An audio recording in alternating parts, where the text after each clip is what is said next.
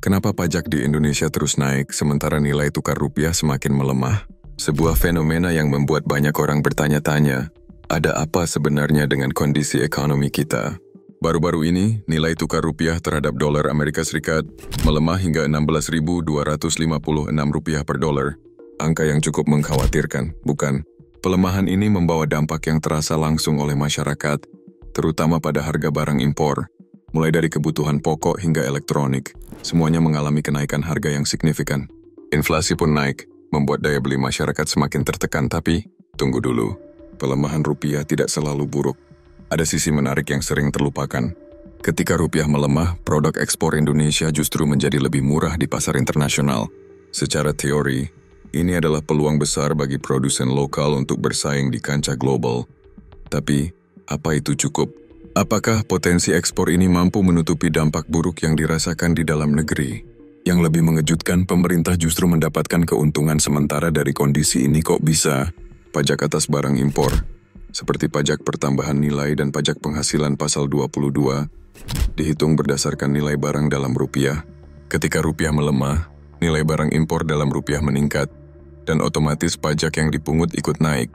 Ini menjadi tambahan penerimaan negara yang terlihat positif di atas kertas. Namun ada hal yang harus kita waspadai, manfaat ini hanya sementara. Jika pelemahan rupiah terus berlanjut, harga barang impor yang semakin mahal dapat menurunkan volume impor secara drastis. Artinya, penerimaan pajak juga bisa ikut tergerus. Selain itu, daya beli masyarakat yang terus melemah akan berimbas pada konsumsi domestik, yang merupakan salah satu pilar utama pertumbuhan ekonomi kita. Lalu, apa yang dilakukan pemerintah untuk mengatasi semua ini? Pemerintah berupaya menerapkan berbagai kebijakan, termasuk reformasi perpajakan melalui Undang-Undang Harmonisasi Peraturan Perpajakan. Langkah ini diharapkan dapat meningkatkan rasio pajak, mengurangi ketergantungan pada sektor sumber daya alam, dan mendorong pengembangan sektor manufaktur yang lebih kompetitif.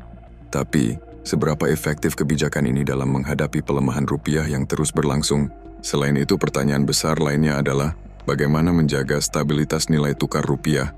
Faktor eksternal seperti kenaikan suku bunga Bank Sentral Amerika Serikat dan gejolak ekonomi global menjadi tantangan berat.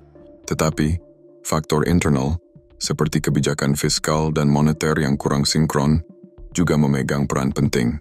Dan satu hal yang tidak boleh kita abaikan adalah peran masyarakat. Dengan meningkatnya kesadaran akan pentingnya pajak dalam mendukung pembangunan negara, masyarakat diharapkan dapat mendukung kebijakan yang dibuat pemerintah. Namun, edukasi menjadi kunci. Tanpa pemahaman yang baik, kebijakan yang baik pun sulit untuk diterima.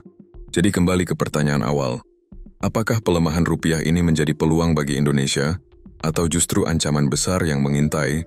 Apa yang harus kita lakukan untuk menjaga stabilitas ekonomi di tengah kondisi global yang tidak menentu? Dan yang terpenting, apakah kita siap menghadapi semua tantangan ini bersama-sama? Pertanyaan-pertanyaan ini tidak hanya menggugah rasa penasaran, tetapi juga mengajak kita untuk berpikir lebih dalam tentang masa depan ekonomi negeri ini. Jawabannya ada pada strategi, kebijakan, dan kolaborasi yang kita lakukan hari ini. Karena masa depan selalu ditentukan oleh apa yang kita lakukan sekarang.